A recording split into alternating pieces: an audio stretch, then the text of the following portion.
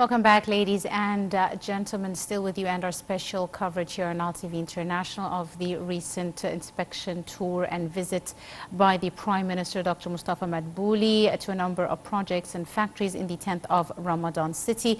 We're now delighted to be joined over the telephone by His Excellency, Ambassador Gamal Bayoumi, the former Assistant Foreign Minister. It's a very good afternoon to you, Mr. Ambassador. Good afternoon. How are you? Fine, thank you, sir, and thank you very much for joining us, Mr. Ambassador. Today, the Prime Minister, voiced the state's keenness to encourage the private sector and boost its participation in the various economic sectors, especially in the field of industry, of course, which is a very important pillar for the Egyptian economy. How do you see the visit and the tour today held by the Prime Minister, Mr. Ambassador?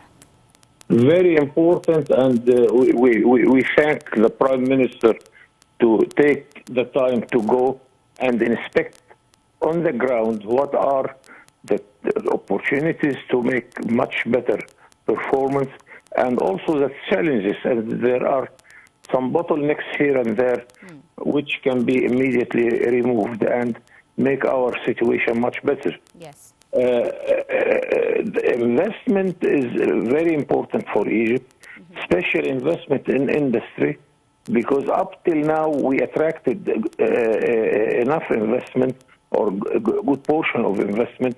Egypt still is the most attractive place in Africa and in the Arab world for investors.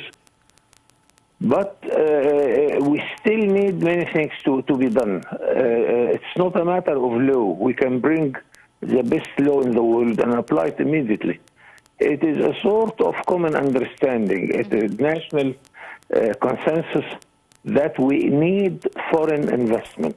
Why? Because our savings are still around 15% of our national income, while we need to invest 30%. How we can fill this gap?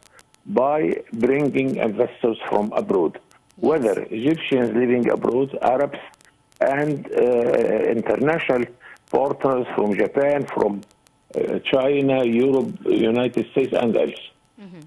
So we have to understand this, that we need investors because they create jobs for us. They produce many useful things for us. Also, we have a sort of discrepancy concerning the sort of investment coming to Egypt.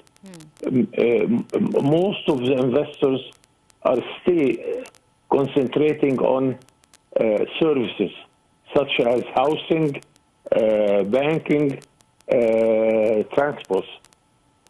Still, we lack much more investors in the field of industry, and much more in the field of agriculture and food.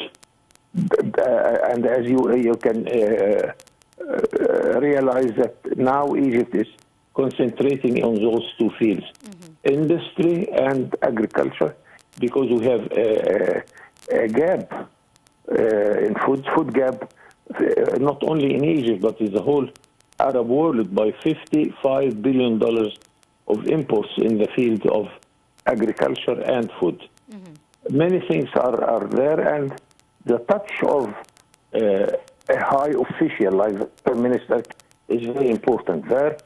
Also, I always ask our mass media to cover those activities in order to make the layman, the Egyptians, most of the Egyptians realize that after all investment, especially foreign direct investment, is very important to us. It is a flow of money in Egypt. It is job creation. It is a production for all what we need. Yes, indeed, Mr. Ambassador. On that note, Egypt and the state, as you said, is supporting the production sectors despite the global economic challenges. And recently, President Abdel Fattah el-Sisi issued a decree to establish the Supreme Council for Investments, which will be presided over by the head of state himself. How important is this new council? What role can it play? Does it send a positive message to, foreign and Arab investors that they are, of course, welcome to enter the Egyptian market through the different enterprises and projects that they can invest in? Of course, all these steps are very important. It adds to our ability to to be more and more attractive. And at the same time, we have homework to be done. Yes.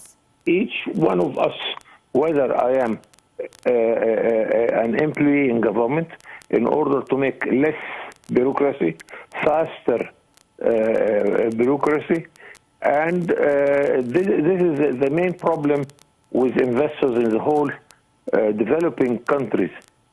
Bureaucracy is very slow. Another thing, that banking system, we still have to ameliorate the banking system, because all of us, we suffer. If we go to a bank, we have to spend hours waiting to transfer a small amount of money or something like that. At the end, the formula is the investor is trying to make his waste time less and less. And he is measuring the time between his first $100 million he brings it in our banking system until he gets the first $10 million as profits. This must be very shortened and to make it, because time is money. Time is money, and we shouldn't waste the time that the money is waiting until it comes to be a machine, it comes to be a product, it comes to be a sort of export. Right. Mr. Ambassador, today the Prime Minister spoke about the state's role in supporting the different production sectors. He also spoke about the continuous coordination between the Cabinet and the Central Bank of Egypt to abide by the country's financial duties. How important do you see this statement by the Prime Minister, Mr. Ambassador? Very important also, because we have two policies we want to coordinate among them.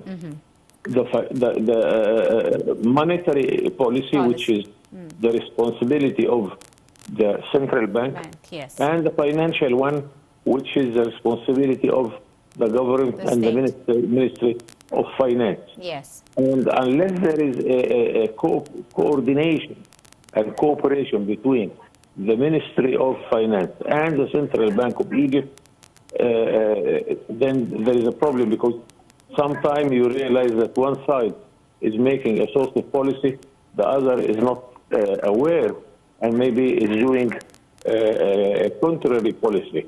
So the coordination is very important there. And of course, this is the task and the duty of the government in order to make sure that our financial and monetary policies are going to the same direction.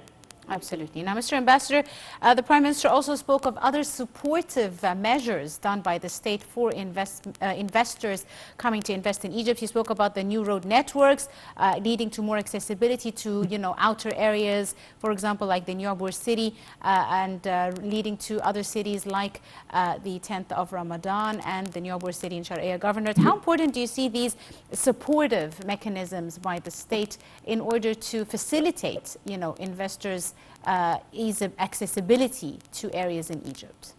We need everybody in Egypt to realize that there isn't a development, there isn't any production without infrastructure. Yes.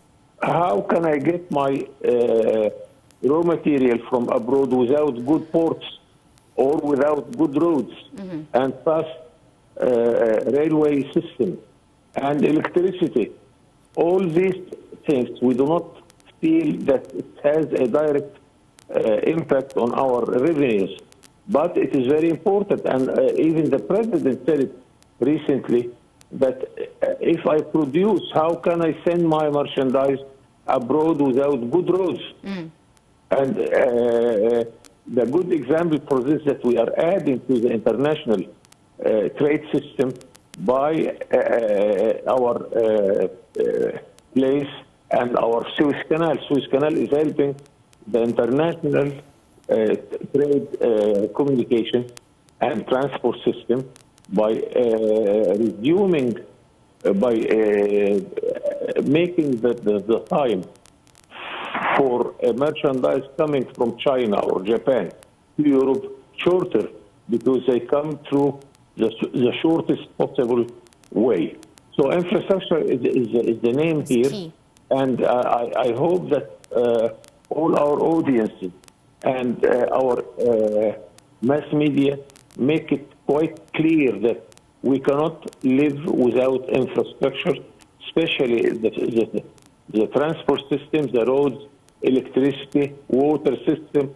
All these are things very important for us and for investment. Absolutely. Finally, Mr. Ambassador, the Prime Minister spoke about, the state's keenness to encourage the private sector and boost more investors and encourage investments in Egypt, and alongside the national projects, which are all aimed to provide job opportunities and decrease the unemployment rate in the country. How important is this as an outcome of these projects, Mr. Ambassador? A very important question also, because we are a very ancient country and we have a history of building mammoth projects like the pyramids, like the Aswan High Dam, like those big things, like the railway system in Egypt, which is the oldest in the world. But we need also the very small and tiny project. We need a carpenter, we need a mechanic, we need electrician. Yes. This and that are important. And the huge projects like electricity or water system or whatever, it is the task of the government. Then big projects like textile industry or yarn industry, it needs big investment. Then we come to the small and tiny project, which needs a very good five young gentlemen in order to start a small carpentering or a furniture project. I give here always the example of my city in Damietta, where you have 60,000 small carpentering shops. And after all this makes of our city in Damietta the most important city in the whole Arab world and Africa, producing good furniture, and it's up to the international level. So we need the mammoth projects, we need the medium size, and we need also the small and tiny projects. And we need everybody to realize the importance of every type of those projects, because we need all of them without any differentiation. Absolutely. I'd like to thank you very, very much, Your Excellency, Ambassador Gamal Bayoumi. Thank you very much, former Assistant Foreign Minister. Thank you very much, sir, for your time and all your insight. With that, we wrap up our coverage here in our special edition on Nile TV International. Stay tuned for more coming your way. My name is Angie Meher. Thank you for watching.